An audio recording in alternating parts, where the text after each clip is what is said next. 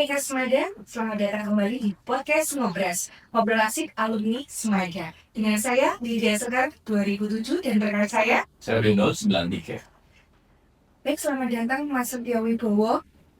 Kami kedatangan tamu kehormatan yaitu Mas Setio Wibowo dari alumni 70. Apa kabar Mas? Ya, baik.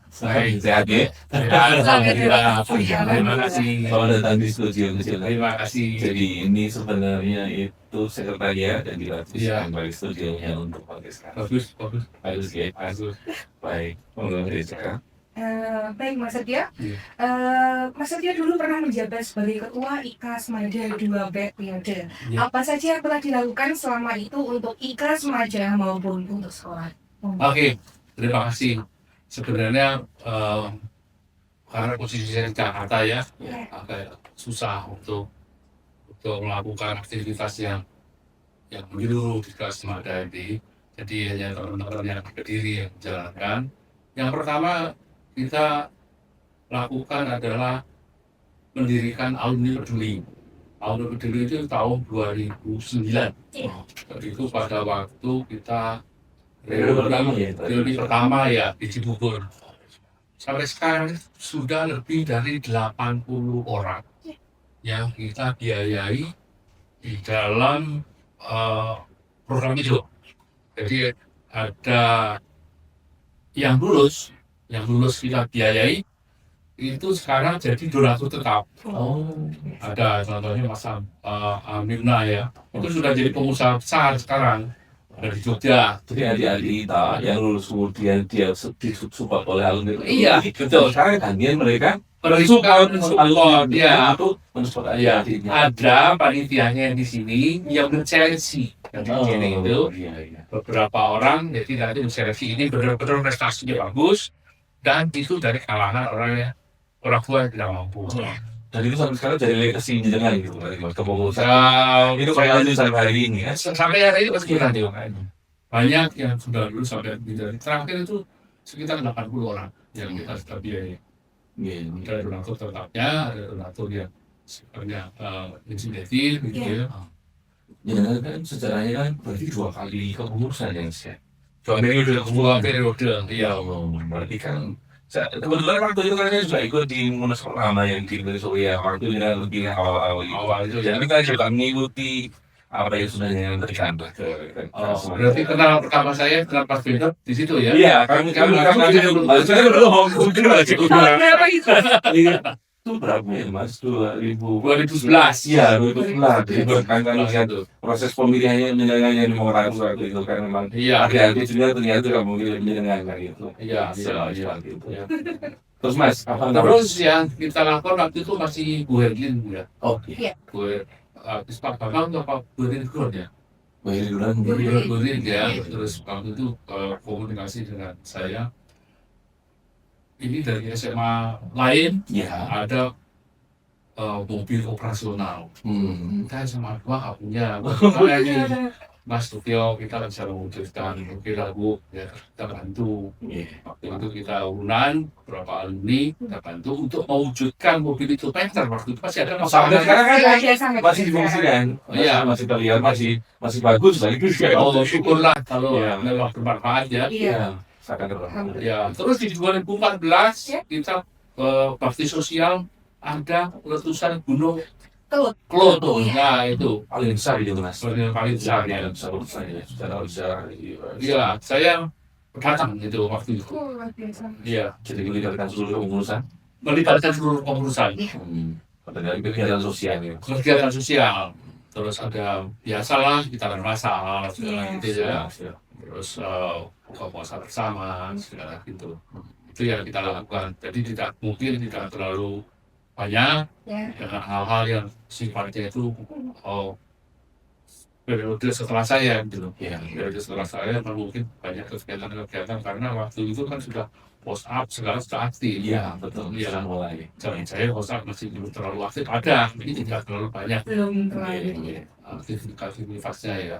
Iya. Saya itu masih tidak ada ini. Yang mewakili dari IP lah Mas, jadi di pengurusan mendengarkan itu juga ucapkan terima kasih kalau itu sudah mendengarkan selama ini karena kan setahu kami itu IKAS sama ini kan organisasi sosial, organisasi yang artinya kan non-profit. Cuman kan yang kita pahami itu pengurus, apalagi kita lah itu, kalau kontribusinya mohon maaf itu tombol bisa. Ya, yang kita pahami ya, kayak itu sudah suatu kewajiban kami kan membantu kan, membantu dan kita itu ya kita sharing bantu sana kemari ya. Ada waktu itu pasti ada Mas Bambang, yang saya kontak gitu kan dari mereka. Jangan sampai kita tertinggal dengan sampah yang lain. Ada itu jadi teladan di pengurusan di luarnya di cabang AI. Ya, kayak ini kayak juga berlanjut. Sekali itu kan program yang belum pernah sharing seperti ini ya, sekretariat. Iya, betul. Baik, Mas, terima kasih. Itu kalau nggak salah di masyarakat lokal itu di lapangan itu pernah saya tangani ada 42 pohon mangga. Oh, gitu. Yang di pinggir-pinggir itu ya?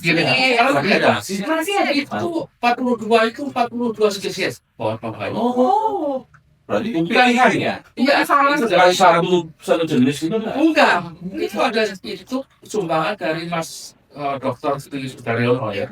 Beliau kan kepala BPPT tanaman pembudidayaan gitu, bukan? tanaman kayu hortikultura itu. Iya dari sana Disumbangkan. disumbangkan ke sepak bola itu ada beberapa spesies yang sudah langka. Kalau tidak sudah punah, itu di sini ada spesiesnya. Saya nggak tahu jenis langka apa. Tapi mudah-mudahan masih ada. Sebenarnya masih ada. Iya. Tapi masih Tapi ya ada. di pinggir-pinggir itu masih Pinggir ada. pinggir Pinggir lapangan. iya, pinggir lapangan seperti itu masih ada. Iya. Baik, Mas. Mungkin lagi terima kasih untuk interviewnya. Sekarang kan kita pengen baca ceritanya dari dengan sebagai pengusaha atau di family. Nah, itu kan sedikit prolog, Mas. Bagaimana namanya Yudhana itu keseluruhan? Kenapa memilih bidang usaha yang mungkin banyak orang yang apa seperti kangin, jadi seperti apa? Ini sebenarnya saya awal dulu ya. Saya pertama awal. Saya yang memilih bidang usaha. Pertama kan orang tua saya itu orang tua itu petani waktu itu petani tebu dan lahannya itu tidak terlalu luas. Maksudnya itu terbagi beberapa bidang gitu. Saya itu terus memilih teknologi pertanian. Saya pikir dulu teknologi mengenai budidaya yang itu teknologinya akan dibuat supaya lebih efisien di pengolahannya. Makanya saya nggak memilih fakultas pertanian, tapi fakultas teknologi pertanian. Waktu itu adanya di UGM dan di IPB. Cuma dua itu IPB. Berarti benar-benar di Mas. Saya ambil jurusan teknologi. Saya pikir teknologi untuk rekayasa supaya itu berhubungan dengan efisiensi pertanian. Ternyata ada teknologi yang dimaksud adalah teknologi hasil pertanian. Jadi saya memilih itu. Saya waktu itu masih ada sarjana muda ya. Saya sarjana muda itu kira-kira tahun 81 ya. Untuk sarjana muda, saya lamar di fakultas saya sebagai asisten dosen. Asisten dosen, lulus sarjana muda ya. Dulu ada tingkat sarjana muda setelah 135 SKS. UGM. Saya jadi asisten dosen, golongan waktu itu di PNS saya 2B. Ya, jadi asisten dosen di kimia di praktikumnya. Awalnya itu ya. Awalnya di situ di praktikum biokimia itu, kemudian setelah saya lulus S1 sarjananya itu, terus yang kasih saya lupa. Nah ini mau menyesuaikan ketika susah. Terus ada tawaran dari salah satu perusahaan seperti minyak goreng, itu namanya PT Sumber Beras waktu itu di Jakarta. Kalau dulu saya ganti saya per 18.000 di golongan 2B itu, ini hasilnya menaik 160.000. Kali lipat. Tahun 80-an. Tahun 82. Ya sudah, saya pergi di sana. Cuma masalahnya setelah saya jadi sana itu di perusahaan swasta. Perusahaan swasta itu kerjanya dari jam 7 sampai rata-rata jam 7 sampai jam 8 malam. Iya, dulu pegawai negeri kan santai. Santai sekali. Iya, wah oke lah. Saya kerja dari jam 7 kan jam 7 ini. Oh. Kami pabrik 24 jam jalan terus. Jalan terus. Saya waktu itu dari QC. Iya, Jadi quality. Kalau ini kontrol, walaupun saya manajer, tapi tetap sampai QC. Iya. QC-nya. Dari jam 7 sampai jam 7 malam, saya akan berat aja. Biasanya saya di satu kali kayak begitu, di rumah juga waktu tahun ini kalau Iya. kami kan hanya bapak saya itu hanya mungkin jam 6 atau Beberapa jam jam pagi. jam 8 pagi, terus sore gitu. Nah, itu kan Lalu itu apa? apa? Iya. Apa betah? Oh. Apa betah? Jadi, Saya ini kapan di tempat lain? Dapat panggilan untuk wawancara, Iya. tapi saya mau izin nggak berani. Nggak berani. Aduh, ini kan izin. Ya hal kualitas saya jadi jelek gitu. Iya, iya, iya. Saya ya udahlah. Saya pikir sampai 3 tahun saya begitu terus saya Pernah 3 tahun. saya bertahan. Hmm. Tapi terus saya pikir mungkin ini kalau sawah saya dulu di Desa Talas di Kecamatan Rati itu, sekarang sawah saya ada di sini. Sini. Berarti saya harus harus mempertahankan saya di sini. Saya harus mencintai pekerjaan saya gitu loh. Gitu. Jadi itu titik baliknya gitu. Dari pimpinan untuk selalu lebih fokus ke Iya, peran itu. berarti saya harus mencintai pekerjaan saya ini. Hmm. Saya nggak merasa sampai 3 tahun. Jakarta juga begitu kan. Iya. Iya, adaptasinya juga susah ya Mas ya. Dari Jogja yang ritmenya lebih santai. Nah, betul. Slow living, slow living ya. Ke Jakarta yang jam 7 sampai jam 7 Betul, malam. ya, walaupun saya disediakan mes ya, tapi mesnya kan ya mes untuk Iya. istri Anak istri saja. ada. Istri saya cuma ngambil saya pulang. Waktu terakhir kan saya pertama Iya. sendiri. Oh, Begitu. iya, iya, iya. Terus kemudian dengan seiringnya perjalanan waktu, terus saya tahun 2000 lebih saya incas gitu Iya. sampai sekarang. Oh gitu, oh, siap. Wah, 2000 sampai sekarang berarti hampir 30-an tahun ya Mas. 43 tahun. Luar biasa. Jadi karena itu ada perubahan pemegang saham macam-macam, dan sekarang akhirnya ya saya incas gitu. Dari awal yang berat, kemudian akhirnya memutuskan untuk mencintai. Ya, Akhirnya Itulah. kayak transisinya gitu ya Mas. Iya. Jadi santai di Jogja, slow living, Betul. enjoy gitu kan. Kemudian masuk ke Jakarta, perusahaan swasta yang jam kerjanya panjang, Pajak kerjaan panjang, membosankan, melelahkan. lelah. Kalau memang mungkin istilahnya dengan istilahnya tidak bertahan, outputnya juga mungkin naik ya. Betul. Ya, itu perjuangannya. Udah cerita. Pelajarannya di situ. Hmm. Ya akhirnya dari beberapa narasumber kan akhirnya apa? Titik baliknya itu mencintai apa yang kita kerjakan. Betul. Itulah Iya. yang harus kita lakukan, apalagi dalam kondisi sekarang. Iya. Apapun itu. Betul. Ya. Baik, Mas, untuk selanjutnya mungkin kita lebih teknis, menggali dari penyenangan Indonesia, tantangan tentang industri minyak goreng dan lain-lain di Indonesia kan banyak hal yang kita pertanyakan. Mungkin sekarang ada yang bisa dilihat. Baik, Mas Satya. Di Indonesia yang banyak beredar dan dijual di pasar-pasar, supermarket, contohnya adalah minyak sawit. Kemudian disusul oleh minyak kelapa. Pertanyaannya adalah, apa bedanya antara minyak sawit dan kelapa, baik ditinjau dari kualitas, harga, maupun kesehatan? Ya memang ini agak susah saya jawab. Iya. Tapi ya belum. Ini belum itu edukasi. Edukasi, Iya. Bang. Saya memulai dari penanaman dulu ya. Iya. Kalau minyak kelapa itu tumbuh secara alami ya. Jadi kalau Mas Bedot sama Mas Akar ini jalan-jalan ke luar kota Iya. ya, atau mungkin di dekat-dekat pantai atau di desa, Iya. pohon kelapa itu tidak dibudidayakan secara komersil, enggak, tumbuh alami, Liar mungkin malah ya. ya mungkin malah pakai ini ya betul. Jadi organik. Iya. Organik itu kan tidak dilakukan rekayasa genetik, Betul. tidak dilakukan pemupukan, tidak disemprot api hama, tidak dilakukan macam-macam rekayasa yang membuat itu supaya tumbuh cepat gitu Iya. ya. Dan diambil dari daging buah kelapa. Hmm.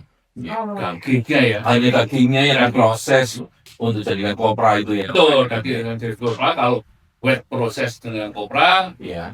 kalau wet proses dengan itu jadi santan dan itu silo. Iya. Kalau Dry dry proses pakai kopra itu. Iya. Dan sawit itu diambil bukan dari daging buahnya loh ya. Dari keseluruhan Enggak, rangkaian diambil itu dari sabutnya. Juicy sarinya sabut. Sabutnya sawit itu ada minyaknya, itulah bahan baku untuk minyak goreng sawit. Baru tahu. Tapi buahnya itu. Bukan, Oh. bukan buahnya. Saya paham kami. Iya, nah itulah makanya. Ini kan bisa kaya Bu. Iya, betul. Kenapa kok diambil dari buahnya, sedangkan dari sabutnya, sedangkan buahnya itu ada juga minyaknya, tapi kualitasnya lebih rendah. Oh. Itu namanya palm kernel oil, tapi tidak dijual di Indonesia. Oke. Itu sedikit sekali produksinya. Tapi kalau sabutnya ini besar, Iya. dan sabut itu warnanya masih merah dan itu beku. Minyaknya bukannya minyak cair gitu, Iya. beku. Karena itu ada campuran palmolingin dan palmsterin. Iya. Dan ini sawit ini pada waktu diproses, bedanya lagi kita tadi kan dari penyiapan ya, penanaman ya. Iya. Dalam proses, kalau kelapa itu di dalam proses tidak perlu diperlakukan degaming itu penghilangan getah ya. Iya. Itu dengan ditambahkan fosforikasi. Tapi kalau sawit itu saya harus lakukan degaming dengan fosforik acid. Tadi kan diambil dari sabut. Iya. Iya. Kalau sabut banyak getahnya. Nah, getah ini saya buang dengan penambahan fosforik acid ini. Iya. Terus nanti diproses di dalam akhir proses itu namanya didestilasi, dihidrolisasi, itu timbul yang namanya FBD palm oil atau FBD palm coconut oil gitu ya, Iya. atau coconut bahan bakunya yang hasil produknya itu Iya. itu masih beku, dan ini karena sifatnya tidak stabil, sawit ini harus ditambahkan dipakai bukan itu untuk antioksidannya ditambahkan BHT ya namanya, BHT hidroksi Banyak sekali ya, Bang. Nitratnya itu banyak sekali. ya baru sawit bang banyak. Hmm. Kalau kelapa tidak banyak, karena kelapa itu kan sudah dari buahnya. Iya. Buahnya itu sudah bersih. Iya. Artinya kan kelapa itu sebenarnya dari proses tradisional bisa dirasakan, terus kemudian itu aplikasi gitu ya Mas. Iya. Di aplikasi saya ini hanya untuk FBD tadi, refine, bleach, and deodorize. Jadi di refine, dimodikan, Iya. bleach itu diperbaiki warnanya, Iya. deodorize itu dibuat baunya. Jadi bedanya sih itu. Lebih pemurnian malah. Lebih pemurnian, jadi prosesnya itu hanya proses pemurnian. Iya. Tidak ada rekayasa untuk apa. Iya, jadi kalau di dunia perdagangan, minyak goreng itu apa sih? Iya. Minyak goreng itu kalau dalam bahasa kita ya, minyak goreng sebetulnya, di bahasa Inggris kan disebut cooking oil. Di dalam istilah ilmiahnya disebutkan triglyceride. Ya, terus di dalam perdagangan internasional tadi yang saya sebut RBD itu tadi, RBD. Cooking oil ya, begitulah. Dan fungsinya minyak goreng itu kan sebenarnya hanya di dalam rumah tangga, Iya. itu hanya sebagai media heat transfer, Betul. ya, Iya. media transfer. Jadi memiliki untuk memanaskan dan Pematang. proses pemanasan. Ya, media heat transfer itu bisa air, betul. Bisa juga pakai udara, bisa pakai sebentar ya, Iya. transfer. Terus bisa pakai kalau di Iria pakai batu kan? Ya. Pakai Oke. ya begitu. Jadi dia ini dari sumber panas, terus nanti Salurkan ke disalurkan. Cuma keuntungan minyak goreng itu memperbaiki cita rasanya. Gitu. Betul, Iya. pastinya. Kalau, Menambah. kalau media transfernya, media ini transfernya itu air kan digodok. Iya. Malah mengurai Kalau medianya itu uap di apa itu? Kukus. Dikukus, steam, ya. Kalau medianya angin ya apa namanya? Udara. dibakar. Apa Air fryer. Air fryer. Iya. Itu memang beda rasanya kalau misalnya ini air fryer atau dia tetap enak digoreng. Kita udah biasa. Sudah terbiasa.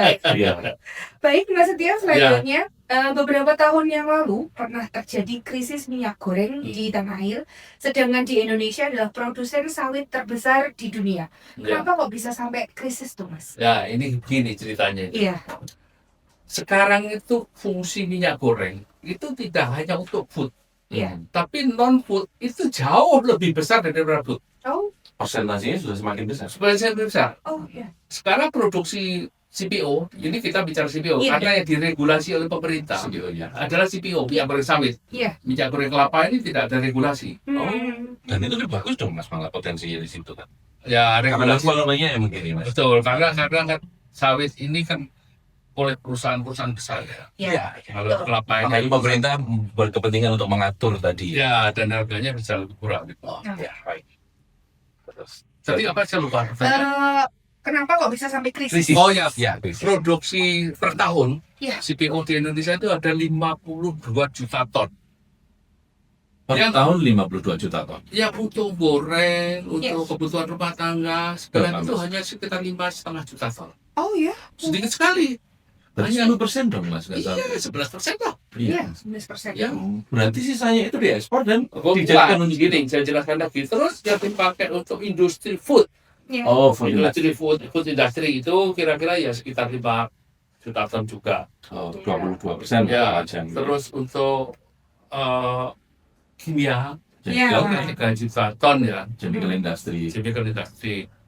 Terus yang paling besar itu adalah untuk biofuel. Biofuel.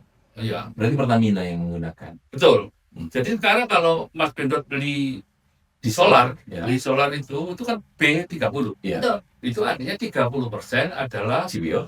CPO. Fava disebutnya ya. Oh, Ya. oke. Fatty acid methyl ester. 70% HSD. 7% HSD, betul. Hmm. Jadi 30% dan ini kalau ditingkatkan lagi ke 50. B50. B50. 50% CPO, 50% HRD, jadilah dia B50. B50. Jadi solar Ya, solarnya makanya non food dan ini sudah lebih dari 16 juta ton Wow. B30.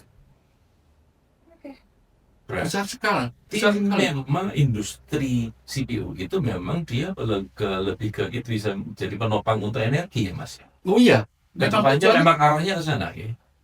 Iya. Makanya kan pemakaian energi fosil, Iya. fosil itu termasuk solar, Iya. Betul. minyak bumi itu ya, Iya. Ya, turunannya dari sini ya. termasuk batu bara, segala itu harus dikurangi. Dengan mencari alternatif lain. Dengan alternatif lain Iya. adalah yang ini. Kalau yang renewable ya, maksudnya yang ini kan kalau ditanam kan bisa Dia tumbuh. ditanam CPO itu minyak pohon sawit itu ditanam tumbuh, Iya. diambil minyaknya, Iya. nanti minyaknya Diproses. dipakai, Oke. kita bisa Nanam tanam lagi. Iya. Renewable berarti. Renewable, jadi terbarukan Terbarukan. terus. Tapi kalau energi fosil habis, Habis.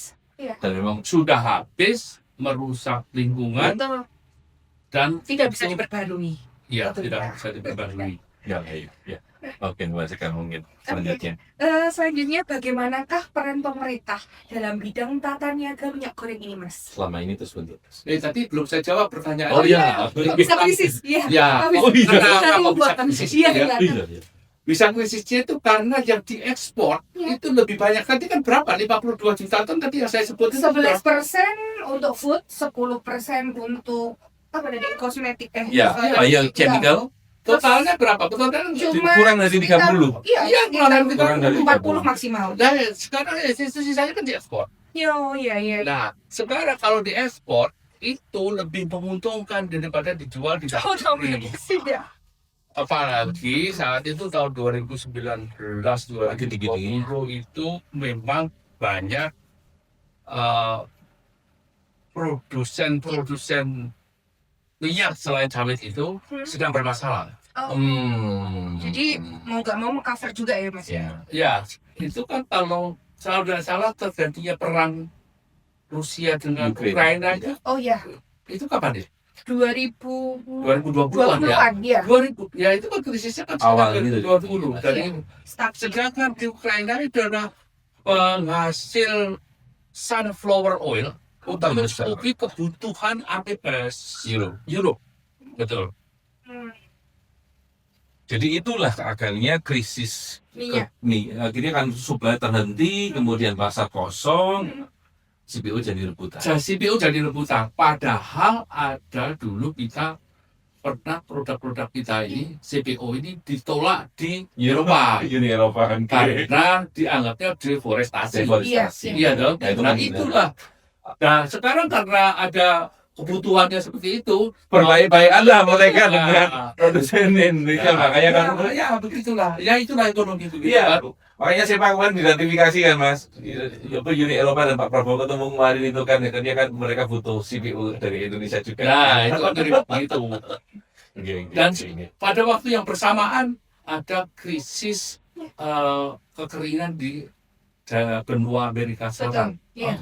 Itu kekeringan di situ. Akhirnya kan produksi kedelainya kan Berkurang juga. berkurang. Nah itu masuk. Nah inilah yang membuat krisis itu karena jadi jatah yang mestinya itu di dalam negeri. Iya. Karena selisih harga yang sedemikian besar, akhirnya enak diekspor saja. Nah Permintaannya banyak soalnya. akhirnya tadi hubungannya sama pertanyaan Mbak sekarang Iya. berikutnya tadi Pemerintah.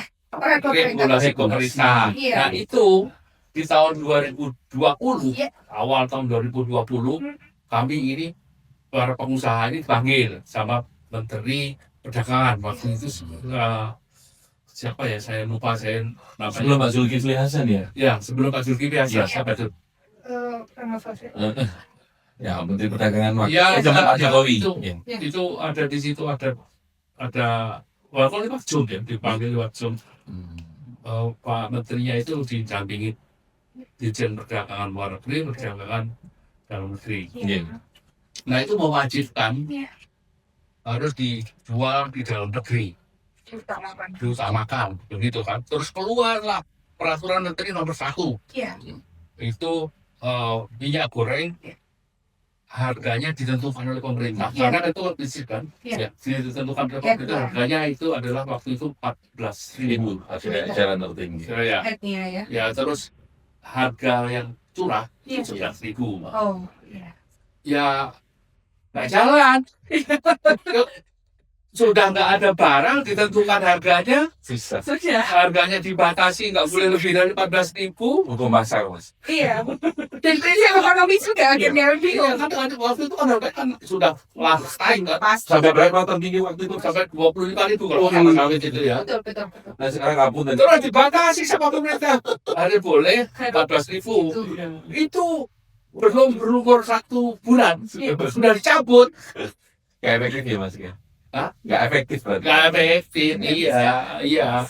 Terus dicabut diganti peraturan Menteri Perdagangan nomor 2 tahun 2020. Dibikin lagi. Dibikin lagi, tapi ini lebih Lebih fleksibel. fleksibel. Iya. Sehingga pengusaha pun juga dengan sukarela mengalokasikan untuk pasar dalam negeri. Nah, iya.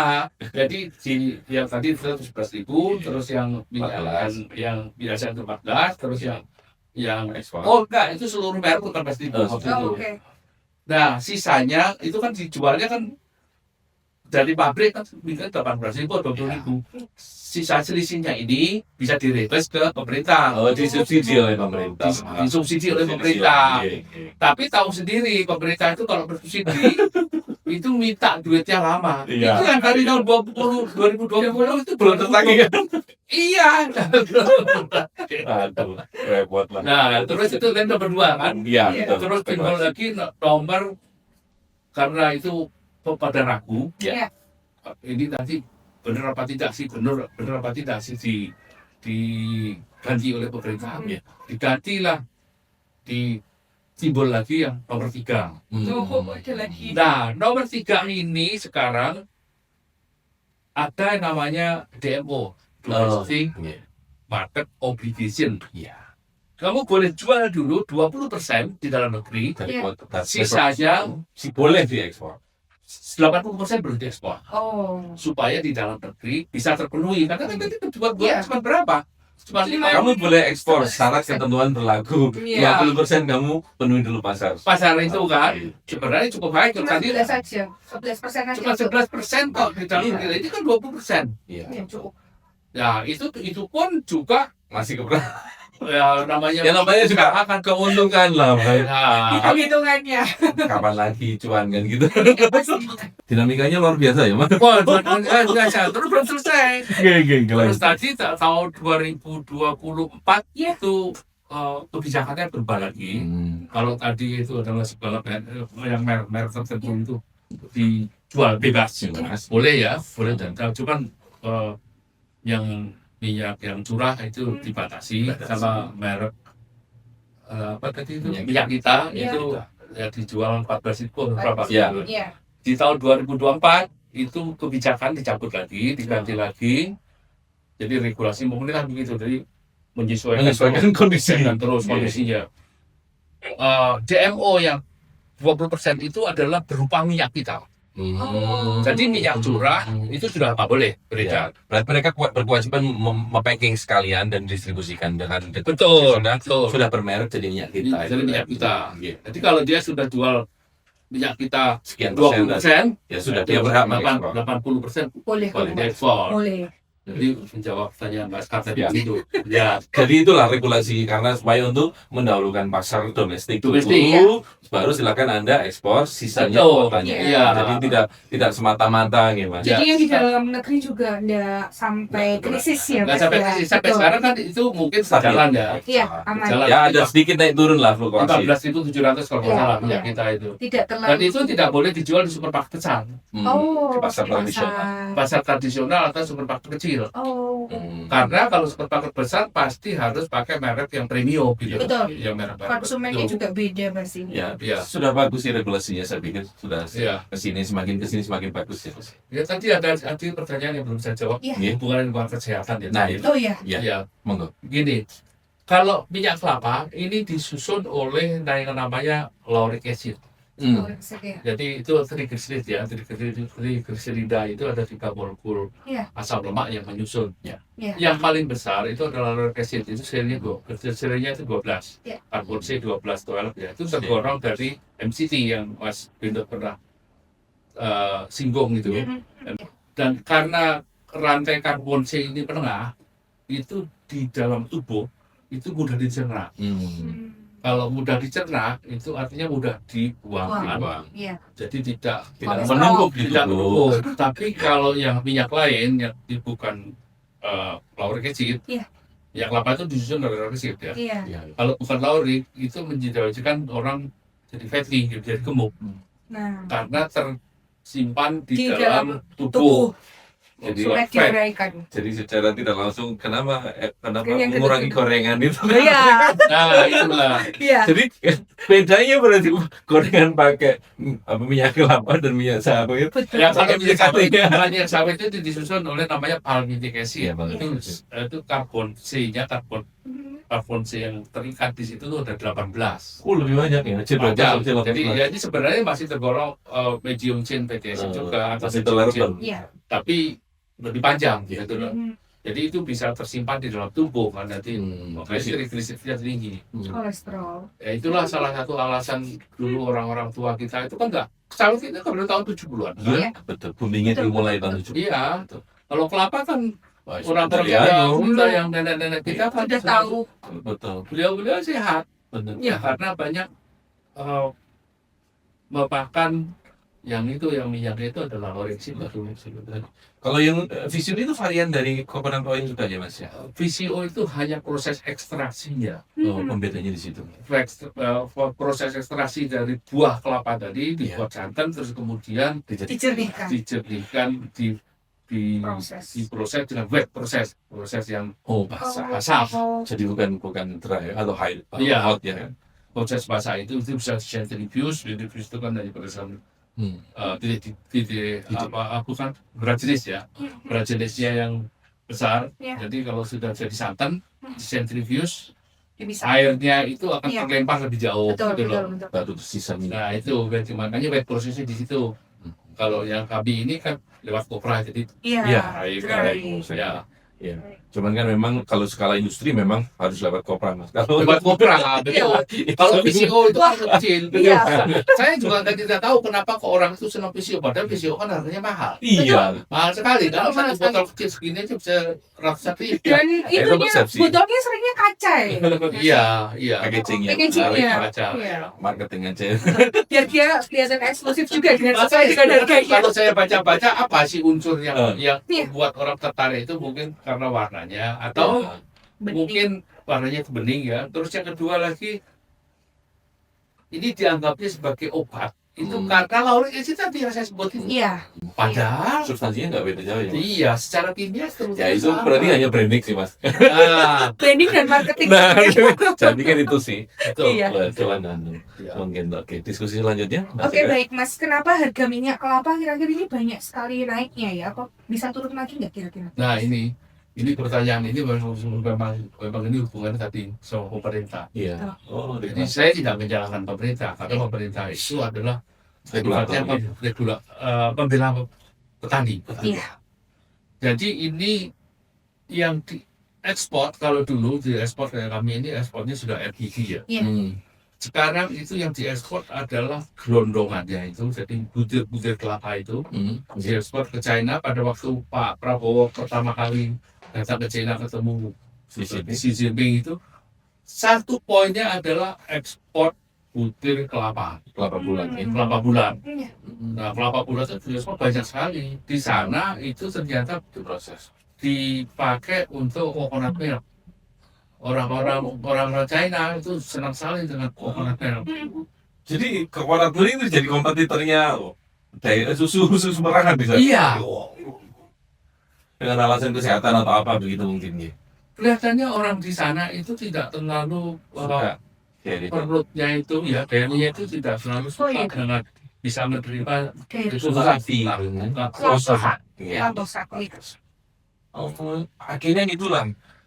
Mungkin secara jadi itu mereka memang tuh seperti itu, makanya dia Karena banyak sering orang Chinese kan sukanya makan sayur-sayur juga. Jadi Iya, daging itu kurang ini. tidak sesuai dengan pencernaan. Iya, iya. mungkin juga begitu bisa. Iya, jadi akhirnya memilih alternatif seperti Iya, itu ya. Mas, iya. ya. Makanya sekarang Ada impactnya mas ke industri coconut oil di Indonesia. banyak.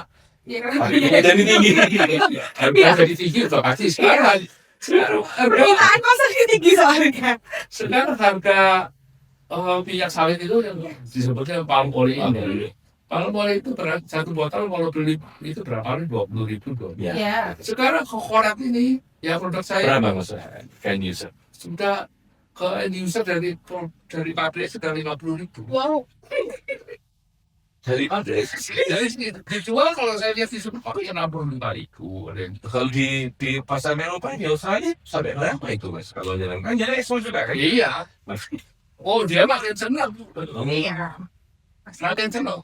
Karena salah satu yang membuat dia tertarik adalah orang-orang Eropa, orang-orang Australia atau orang Amerika itu kan dia kayaknya senang kalau hal yang sifatnya organik. Oke. Betul. Lebih Iya, alam ini. Lebih yang sifatnya Iya, dia ini. baru berapa tinggi dia kan beli. Aku bilang kualitas yang mereka ngomongkan kan. Iya. Ya karena ya concern terhadap kesehatan itu kan Iya. Iya. orang Eropa itu sangat concern terhadap kesehatan, terhadap lingkungan hidup sekarang itu paling concern. Ya itu tadi sih mungkin value-nya di situ. Oke. Ada tambahan lagi? Oke, baik, yang kabar terakhir yang kami terima bahwa Donald Trump akan menaikkan pajak importnya dari beberapa negara menjadi 32%, Mas. Ya terus turun ya. Sekarang 19. Terus Mas ya, dari Indonesia ke Amerika Serikat. Apakah hal ini juga akan berdampak di perusahaannya Mas Biang? Itu sangat bagus. Karena asalnya itu sebenarnya hanya 5% gitu ya. Terus sekarang kan dinaikkan sampai segitu. Iya. 532 sekarang 9. Dan lah. Ya lumayan lah. Ada di Tapi ya tapi sebenarnya gini loh. Sebenarnya orang Amerika itu kan aneh. Mereka ekspor hasil pertanian salah satunya adalah yang bahan makanan terbesar adalah kedelai. Betul. Kalau pas Tempe kita ada kan. atau Mbak Sekar tuh makan Iya. tempe atau makan tahu dari mana? Kedelai yang ada di sana. Iya. Iya. Itu kan semuanya kan siapa? Iya.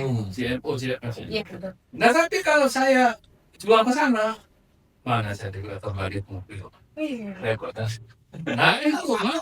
Iya. Nah sekarang kalau impor kedelai itu 0%, kasihan dong petani petaninya. Semakin nggak berkembang jadi di sini pertanyaan kita di sini. Iya. Sudah begitu, terus nanti ada kapas segala, Iya. 0% juga. Jadi impornya paling banyak kan kalau nggak kedelai, terus energi, mudah-mudahan nanti energi turun. Nah, Iya. Harusnya nggak mudah. udah mudah ya kan. Ayo riset. Makanya ada bisa juga itu kan. Iya. Iya. Pasti ya. Yang kedelai ini yang paling banyak. Kedelai memang banyak sekali mereka mau. Ini sampai 70 triliun per tahun. Betul. Iya. Tapi marketnya kan premium loh mas, aslinya untuk itu kan harusnya kan tambahan. Karena kan 19% ini kan ditanggung konsumen ya harusnya. Oh iya dong. Jadi ya. Iya kan bukan produsen kan itu. Konsumen. Makanya konsumen pasar tadi mereka. Iya. Tapi Sebenarnya yang susah mereka karena biasanya beli minyak jadi kan harganya sekian ini harus nanggung 19% lagi. iya. Lebih lagi. Lebih harganya Lebih naik. lagi. Iya. Yang dirugikan sebenarnya domestik mereka. Tapi untuk pemerintah ini bagaimana mas? Ada kan salah. Oh ya sudah kalau seperti itu kan berarti. Nah, ini kan belum berlaku ya. Iya. Nah, itu hanya untuk Amerika. Iya. Yang Eropa kan nggak terganggu. Iya. Iya Eropa Australia bisa nggak? Tapi kalau permintaan secara pasarnya aman-aman saja, saya pikir juga tidak akan bagaimana dari pihak produsen ya mas ya. Nggak ada pengaruh. Nggak ada pengaruh. Pengaruh itu nggak ada. Ya, cuma mungkin bahan baku yang susah. Oh iya. Iya karena dari China lagi itu yang Iya. baru Kenapa? Sekarang masalahnya itu bukan penjualan, masalahnya dalam bahan baku untuk olahnya. Iya. Sekarang kan tadi kan saya bilang kan minyak goreng ini kan sudah 60%, berarti sudah saya sebutkan beberapa tadi. Iya. Itu yang paling besar di non food itu ada lagi itu yang kosmetik, Betul. kimia, segala itu kan termasuk ini kayaknya bikin apa ini? Partikel kayu. Bukan ini untuk Gini. Catnya. Belanjanya Iya. itu kan itu pakai ada campuran minyak goreng sudah. Kosmetik juga banyak ya mas ya. Banyak. Ini banget. Lipstick, Betul, segala gitu lipstick kan semuanya. pakai. Jadi sebenarnya bukan hanya soal itu ya mas, kalau dicek biochemical, konsumsi industri, sama energi itu Iya. beradu sama Betul. Semuanya. Ini makanya deforestasi di Indonesia itu sudah komplain tadi. tapi dua sisi kan. Indonesia sudah bisa. Pastinya itu mas. Tadi yang saya sebut tadi lembaga PBB itu ini Komplain UNEP ya. Oh ya. Yang United Nations Environment Program. Jadi itu Jadi itu komplain ya. yang meregulasi.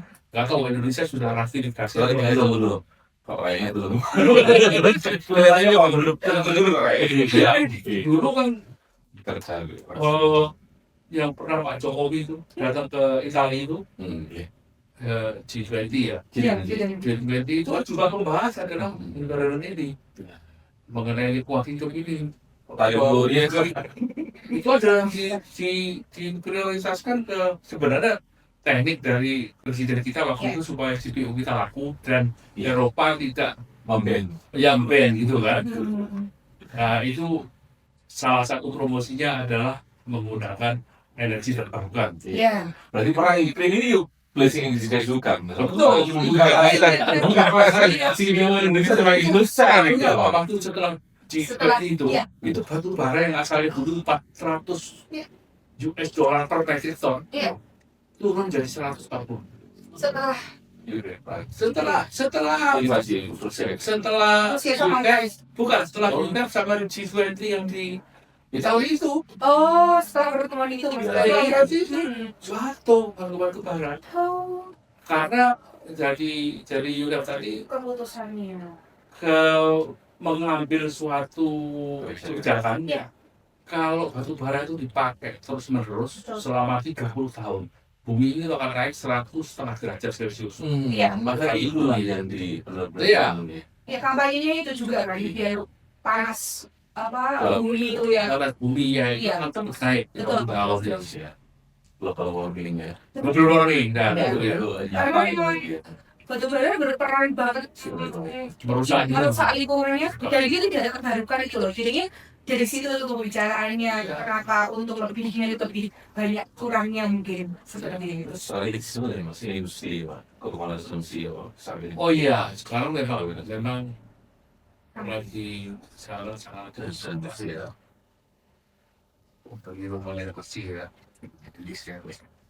Oke, baik Mas, untuk prinsip hidup yang selalu dipegang sama Mas Del dari masa SMA sampai jadi pengusaha sukses seperti ini.